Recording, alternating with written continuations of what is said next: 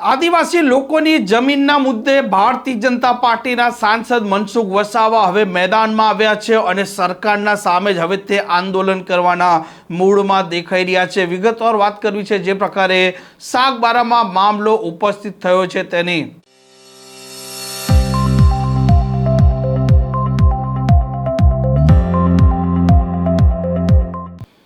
નમસ્કાર, આપ જોઈ રહ્યા છો હોટલાઇન ન્યૂઝ અને હું છું આપની સાથે તોફિક ગાંચી। નર્મદાના ડેડિયાપાડાના સાગબારામાં અનેક વર્ષોથી આદિવાસી ખેડૂતો છે તે વન વિભાગની આ જમીન છે તેના પર ખેતી કરી રહ્યા છે। તેમણે દાવા અરજી પણ કરેલી છે। જો કે આ દાવા અરજીને લઈને આજ દિન સુધી કોઈ પણ પ્રકારનો નિર્ણય સરકાર તરફથી લેવાયો નથી, પરંતુ વર્તમાન સમયમાં આ ચૈતર વસાવાના મત વિસ્તારના આ ખેડૂતો છે તેમને વન વિભાગ છે તે આ જમીન પર ખેતી કરવા દેતો નથી। જ્યારે બાજુમાં જે ઉમરપાડા છે, ઉમરપાડા સુરત જિલ્લામાં લાગે ત્યાં વન વિભાગની જમીન પર આ વન વિભાગ છે તે આદિવાસી લોકો છે તેમને ખેતી કરવા દે છે અને આ મામલે હવે બબાલ ઉપસ્થિત થઈ રહી છે। સાગબારાના ખેડૂતો ઉમરપાડા જઈ રહ્યા છે તે સમયે ત્યાંના આદિવાસી ખેડૂતો આ સાગબારાના ખેડૂતો છે તેમનો વિરોધ કરી રહ્યા છે। આ મામલો ગાંધીનગર સુધી પહોંચી ચૂક્યો છે અને આ મામલે હવે આંદોલનના એંધાણ વર્તાઈ રહ્યા છે અને સાંસદ મનસુખ વસાવા હવે મેદાનમાં આવવાની તૈયારી દર્શાવી રહ્યા છે।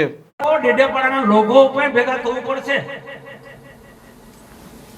એ તમે જોયું ને, પ્રશ્ન હતો એક જ, એમબીબીએસ માં જવું હોય તો નીટ પરીક્ષા પાસ થવી પડે અને એમાં પેપર ફૂટી ગયો એ મુદ્દાને લઈને પ્રશ્ન હતો એમબીબીએસ નો, ફક્ત એમબીબીએસ ના વિદ્યાર્થીઓ માટે, એમબીબીએસ માં એડમિશન માટે નો પ્રશ્ન હતો, વિદ્યાર્થીઓનો પ્રશ્ન એક જ તે પણ મેડિકલ લાઈનના વિદ્યાર્થીઓનો, બધાનો નહોતો ને, પણ છતાં બધા કેવા ભેગા થઈ ગયા, બધા વિદ્યાર્થીઓ બધા ભેગા થાય કે નહીં થયા? તો એ બધાને આપણે કહેવું પડે આદિવાસીઓનો પ્રશ્ન છે, આદિવાસીઓ બધાએ ભેગા થવું પડે। આ એકલા ખોપીના સાગબારા તાલુકાના એકલો ખેડૂતોનો પ્રશ્ન નથી, સમગ્ર આદિવાસી સમાજનો પ્રશ્ન છે। એ બધાએ સમજવું પડશે અને બધાને મારી અપીલ છે, સાગબારા હોય, ડેડિયાપાડા હોય કે બીજા બધા જ, કે આ અને 2-4-5 કુટુંબનો પ્રશ્ન બહુ મોટી સંખ્યામાં છે ભાઈ। આ બધાને એમ જ રજડતા ના કરી મકાય, ઘેટા બકરા જેમ હાકી ના કરાય। ફોરેસ્ટ વાળા સમજી લે તો સમજી લે, આવી રીતના બહુ બરોબર નથી। ફરી પણ કહું, નવું ખેડાણું તો બરોબર 2002 થી ખેડતા આવેલા છે।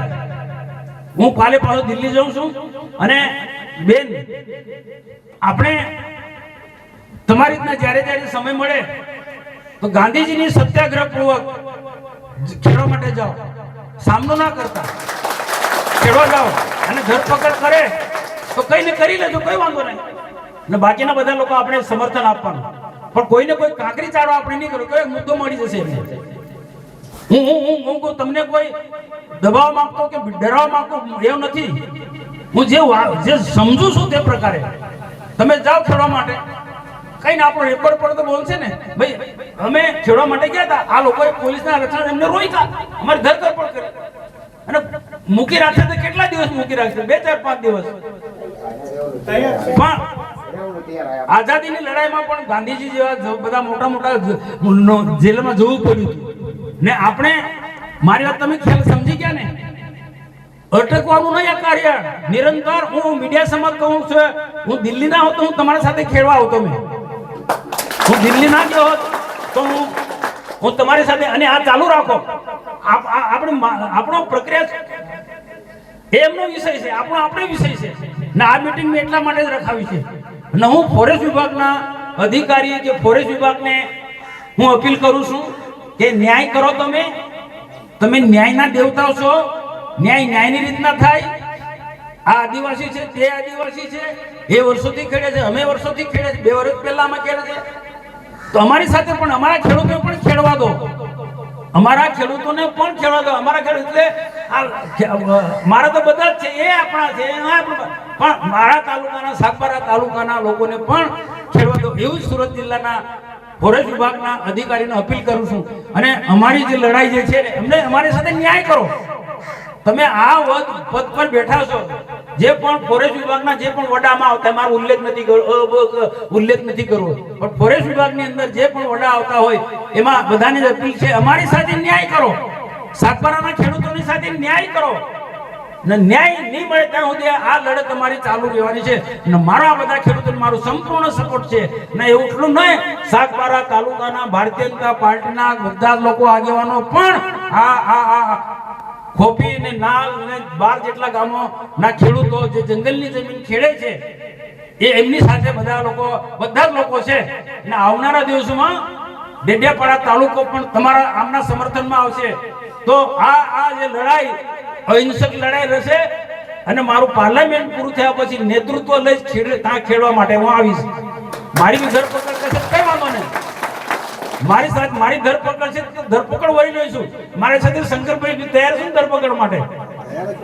ચંદ્રકાંત તો બસ બધા લોકોએ અમે આકાશભાઈ આપણે બધાય ધરપકડ વળીશું. નોંધ કરે ભાઈ પોલીસ વિભાગ. આ ફક્ત ખોપીના 12 ગામો એકલા નથી, એની સાથે આખો આદિવાસી સમાજ છે. સાગબારા તાલુકો, ડેડિયાપાડા તાલુકો, સિદ્ધર તાલુકો ને બધા તાલુકાના એમની સાથે છે. એટલે ન્યાય કરો. અમારી સાથે કોઈની સાથે લડાઈ નથી, કોઈને મારવા નથી, કોઈની, પણ અમે ન્યાય માંગે છે, અમારો હક માંગીએ છે. ને હક મળશે. ને ભગવાનને પ્રાર્થના કરીએ, દેમોગરાને પ્રાર્થના કરીએ, બાતુજી મહારાજને પ્રાર્થના કરીએ, માં તાપી મૈયાને પણ પ્રાર્થના કરું.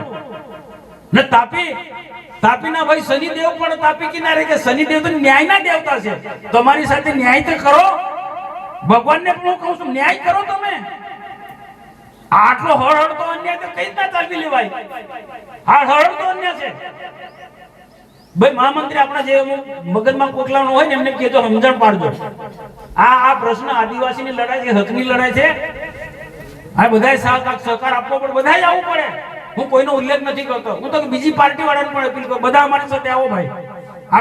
આમાં બધા જોડાયા કે નહીં નીટની વાળામાં.